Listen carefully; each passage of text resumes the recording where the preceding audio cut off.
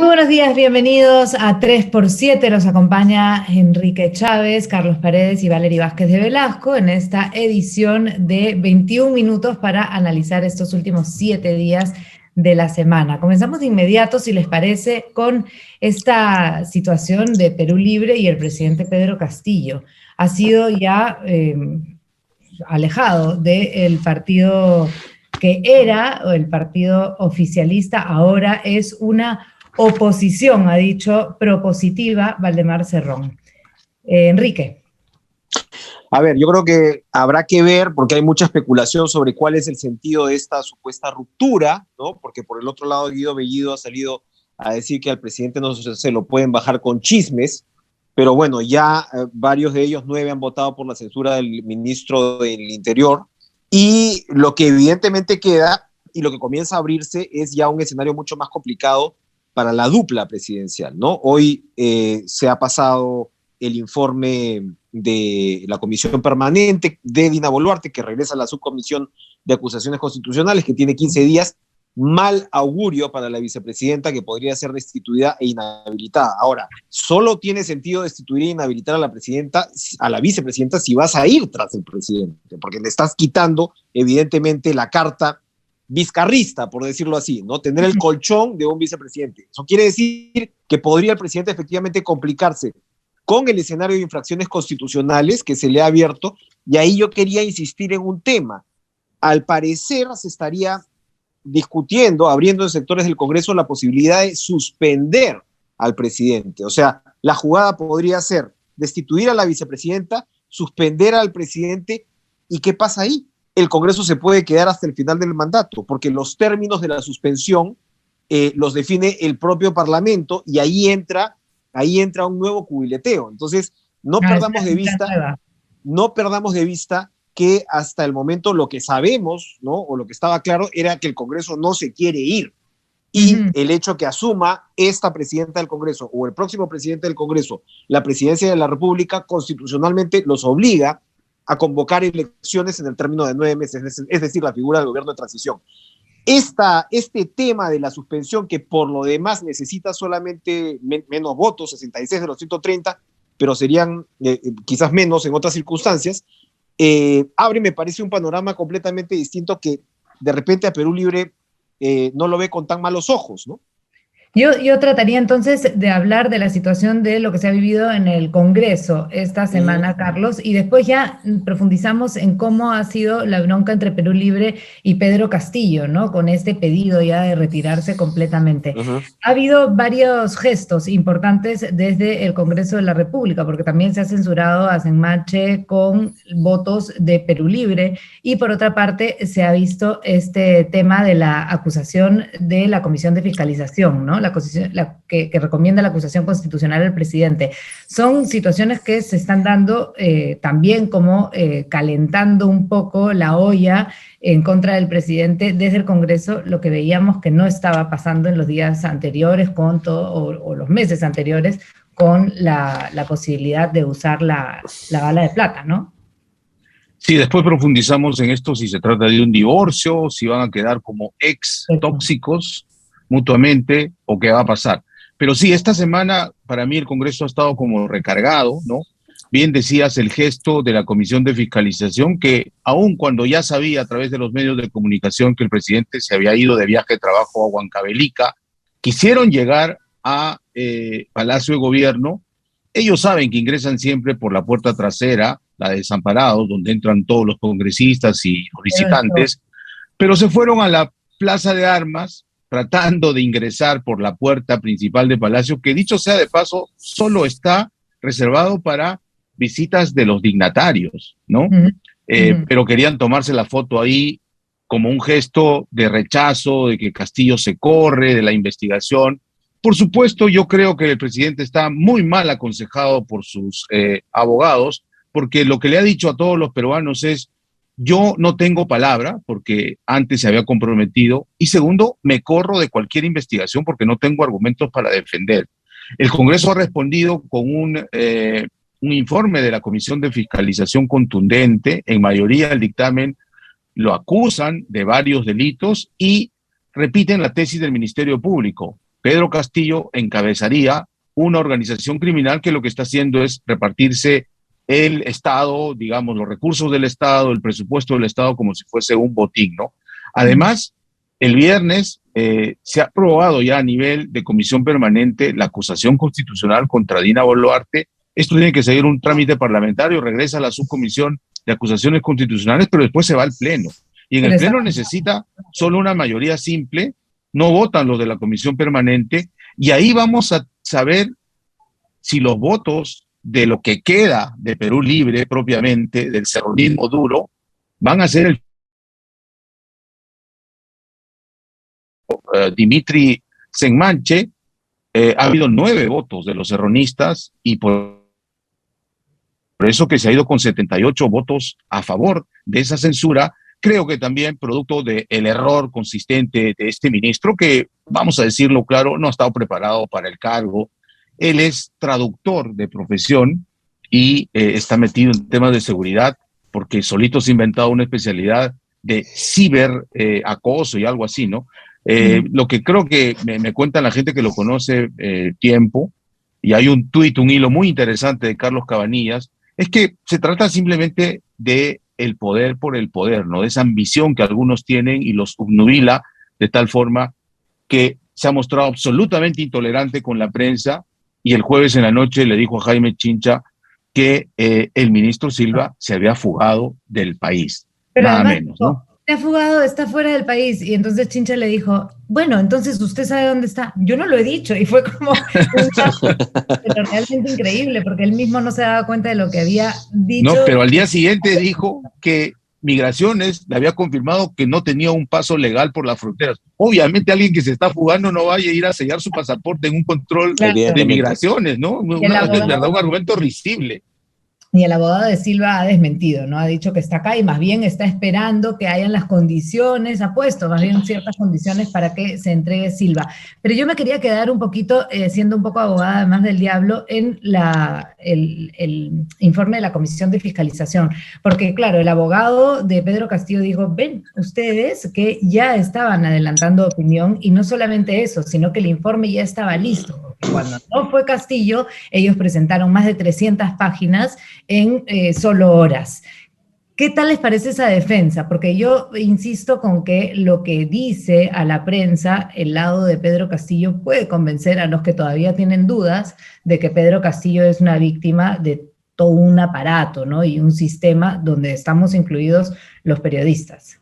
Enrique. Pero a ver, ahí lo que ocurre es que el presidente, para empezar, a ver, no le ha respondido, y esto lo hemos repetido en más de una ocasión en este programa, no le ha respondido ni a la población, ni a la Comisión de Fiscalización, ni a la prensa, por cierto, ni siquiera ha hecho deslindes de los prófugos y de los evidentes actos de corrupción. O sea, por lo menos había un gesto necesario, ¿no? Político, eminentemente de forma, si quieres, pero absolutamente esencial para, de alguna manera, matizar esas sospechas. No ha habido ni siquiera un deslinde, es algo que no hemos visto nunca. O sea, antes los presidentes, en fin, García deslindaba de Mantilla, o sea, por lo menos tenías esa, por supuesto, Fujimori en su momento de Montesinos, etcétera, etcétera. Aquí ni siquiera eso.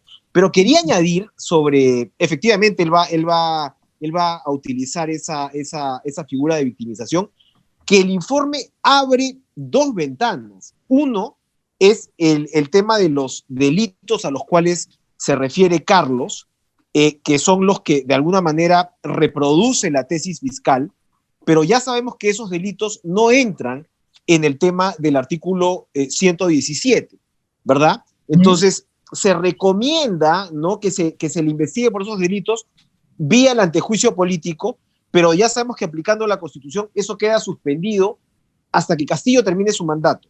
Lo que no queda suspendido hasta que Castillo termine su mandato, por eso insisto, es el tema de las infracciones constitucionales, que son 4 y que tienen que ver con los derechos y obligaciones del presidente de la República, que están en el 118. Y es ahí donde puedes abrir el camino de la inhabilitación, de la destitución o, insisto, de la suspensión. Entonces, claro, esto pasa también a la subcomisión de acusaciones constitucionales, que es donde Dina Boluarte se va a jugar el partido.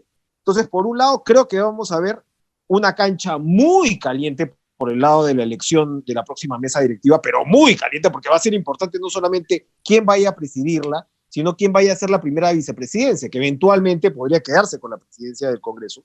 Y por supuesto, lo que se juegue en la subcomisión de acusaciones constitucionales, donde prácticamente el pellejo tanto del presidente como de la vicepresidenta va a estar en riesgo, ¿no? Ya que estamos hablando Yo, para ser abogado de la Comisión de Fiscalización, brevemente, decirte tres cosas. Primero, que el presidente fue citado 3 veces en calidad de testigo y a ninguna asistió. 2 veces en calidad ya de investigado, tampoco asistió. Y claro, cuando el abogado Benji Espinosa dice ya tenían el dictamen o el informe preparado, por supuesto, han tenido varios meses y han pedido ampliación en 2 oportunidades. Y es como nosotros los periodistas, cuando hacemos nuestro trabajo de investigación, vamos avanzando, al final pedimos la versión de los directamente aludidos y completamos nuestro informe.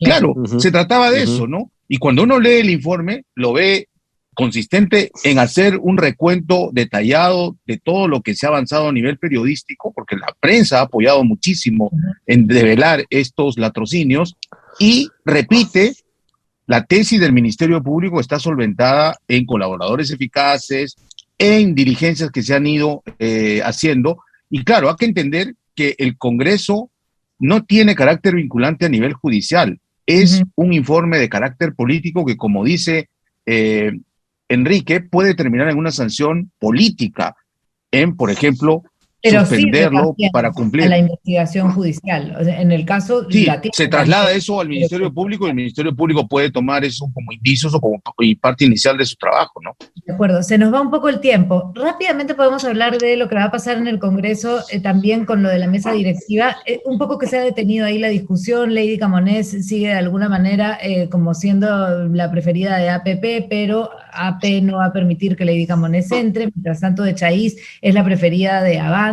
Seguimos hablando del acuerdo que se quiere respetar, pero tambalea un poco, ¿no?, la situación, porque Echaíz no es la preferida de Acuña, es la preferida de los otros 3, digamos, de Avanza, de AP y de Fuerza Popular, y sin embargo no se ve luz, ¿no?, al final de ese acuerdo. Si es que esto va, ¿no?, hacia estas posibilidades de desenlace que estamos formulando, que hay que ver, por supuesto, pero si esto va en esa dirección, puede pasar en realidad cualquier cosa. Acuérdense ustedes cómo Valentín Paniagua emerge como parte de un acuerdo político y era en realidad pues un congresista, digamos, respetado, pero no muy conocido, ¿no?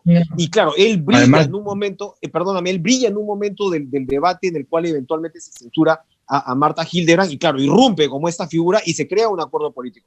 Ahora no estoy seguro que tengamos un Paniagua, pero de repente nos estamos efectivamente quedando en este reparto alrededor de los intereses del señor Acuña, ¿no? Y de repente ese reparto puede abrirse, digo yo, ¿no? El hecho ya que Echaíz efectivamente abra cancha hacia el lado de Avanza País y de un sector de la derecha, algo te está diciendo, ¿no? Sí, pero mientras tanto yo creo que se distraen las otras opciones y otras listas, ¿no?, que también se deben estar cocinando, pero de manera silenciosa. Por supuesto, porque la mesa directiva se gana con votos y hay 130 votos. Pensar que el acuerdo de julio del 2021 hoy es vigente, estamos en otra realidad. Para empezar, hay muchísimas más bancadas. La primera minoría de Perú Libre, que eran 37 curules, hoy se ha quedado dividida por lo menos en 4 facciones, ¿no? Para empezar, cada quien con su interés, y ahora Perú Libre convertida, como decía Valery, en una oposición constructiva. Imagínate. Yo creo o propositiva, que la mesa directiva, que va a ser muy importante a partir de julio próximo, esté girando en torno a Acuña, creo que es un error.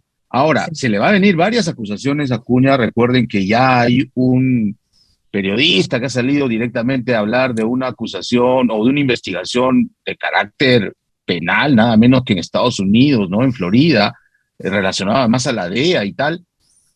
Lo cierto es que en Caretas, lo informamos en enero, el consulado estadounidense le retiró su visa americana, y esa es una señal inequívoca de que algo hay respecto a Acuña en Estados Unidos.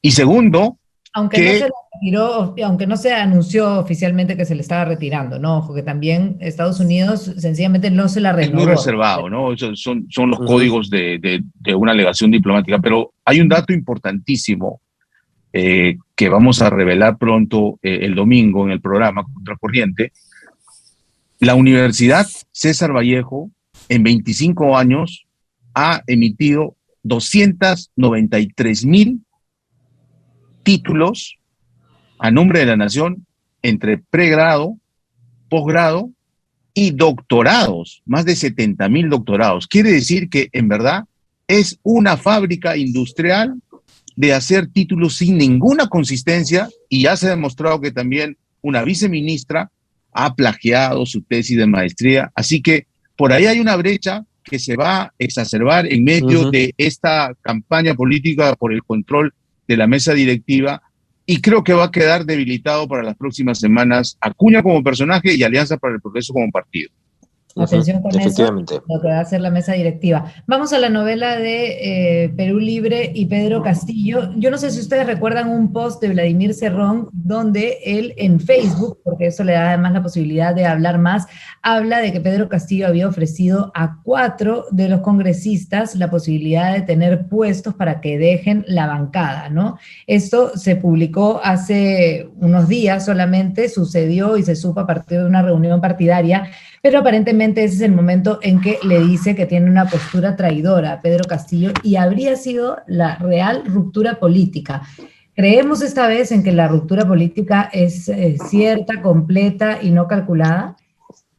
Hay un tema ahí que yo creo que no está en la narrativa de la ruptura desde Cerrón, que es, a ver, Castillo tiene la soga al cuello con el Ministerio de Transportes y Comunicaciones, y cómo no, el cerronismo no la tiene con el Ministerio de Agricultura y lo que hemos visto con Agrorural, que lo hemos comentado en detalle. Entonces ahí uno se pregunta, a ver, ¿dónde están los temas, los gravísimos temas de corrupción, que son finalmente lo que podrían sacar a Castillo del poder, y la responsabilidad que tenga Cerrón? No sé si además ahí hay una suerte de fuga hacia adelante, ¿no? No solamente un cálculo hacia las elecciones. Cerrón se está moviendo y Perú Libre se está moviendo mucho, ¿no? Por el lado del sur del país, del corredor minero, de la zona de Antamina. Publicamos una nota en Caretas también alrededor de eso, y jugará sus propios intereses. Pero aquí el tema de corrupción me parece que no va a afectar solamente a Castillo, ¿no? Pero en las encuestas veía que la persona que más daño hacía al país era Pedro Castillo. En segundo puesto me parece que estaba Keiko, y en tercer puesto Vladimir Cerrón. Y deslindar entonces para las elecciones regionales seguramente a Vladimir Cerrón le conviene, Carlos. Sí, pero Vladimir Cerrón lo conocen desde Junín por su trayectoria con 66 procesos penales, nada menos, y él, sin tener oficialmente un puesto en el Estado, es la tercera persona que corroe la institucionalidad, ¿no? Pero yo creo que esto sí ya se inició un divorcio de verdad. No creo que sea algo Armani, como algunos analistas sugieren. Como otros divorcios. Creo que es una venganza de Cerrón, porque le ha quitado una cuota importante de poder. Ya no tiene el Ministerio de Energía y Minas, ya no tiene Agrorural, que era una fuente importante, no solo de dinero, sino sobre todo de clientelismo político también en el sector agrario. Y entiendo que el presidente no ha querido reponerle su cuota de poder y simplemente ya se deslindó. Cerrón no habla con él desde la última vez que se reunió para hablar de Betsy Chávez, y esa noche, con votos de sus congresistas, terminó censurada también la ministra o exministra de Trabajo. O sea, ¿creo que vamos a ver a Vladimir Cerrón en el Palacio de Gobierno así de nuevo a entrar como Pedro en su casa, bueno, no como Vladimir en su casa? Mira, incluso la revista Hildebrand en sus 13 hoy adelanta una información de una fuente que ellos llaman confiable, de que estarían en conversaciones Vladimir Cerrón con Dina Boluarte, ¿no? Para hacer la traición a lo Vizcarra, ¿no? Sacamos al presidente y se queda la vicepresidenta. Yo lo veo muy debilitado ese escenario. No podría resistir ninguna semana siquiera en el gobierno Dina Boluarte como está. Creo que ya avanzamos hacia una ruta de evacuación. Lo importante es saber cómo se va a hacer eso, ¿no? Una última, sí, acotación. Todo esto, pues, en medio de los rumores, ¿no? Que sectores castillistas se acercan, ¿no? A predios más centristas para decirles que ya nada que ver con Cerrón, que ya fue, pero ahí hay un tema de timing, ¿no? Eso era para discutirlo hace un año, no para discutirlo ahora, cuando el propio Castillo está completamente sofocado, ¿no? Por sus propios temas de corrupción. Incluso se ha reformado, se ha actualizado la Comisión de Gracias Presidenciales. O sea, hay especulaciones que llegan hasta el famoso posible indulto de Alberto Fujimori, pero yo creo que esas especulaciones ya se dan pues fuera de tiempo, ¿no? A Castillo ya está en otro partido, ¿no? Claro, porque la relación ha sido difícil siempre, ¿no? Entre Perú Libre y Pedro Castillo, al principio tuvieron esta discusión donde se ponía la cabeza de Guido Bellido en medio, ganó Cerrón, después se dividieron las bancadas, ojo que también está completamente dividido, fraccionado el partido inicial, las 37 curules ahora son Perú Democrático, Perú Bicentenario, Bloque Magisterial, Perú Libre, y tampoco están votando alineados, que eso sí estaba sucediendo al principio cuando comenzaron a separarse.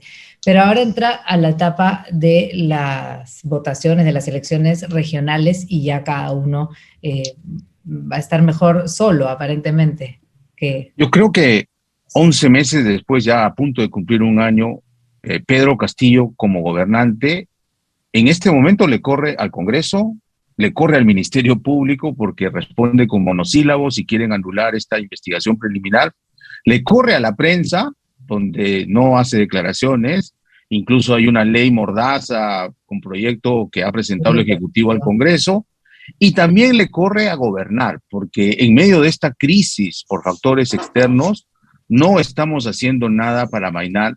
Y yo creo que se viene pronto también una protesta absolutamente contundente, no solo de transportistas, sino de agricultores, y esto puede ser la chispa que va a encender la pradera. Con eso nos vamos, Enrique, ¿no? Nos despedimos hasta la próxima semana y vamos a ver cómo viene, a ver si se enciende, ojalá que no, la pradera, como dice Carlos. Este 3% va a tener que ser 6x7 a este paso. No, por favor. A este paso. Ok, nos vemos hasta el próximo sábado. Cuídense. Adiós, gracias. Bye. Chao.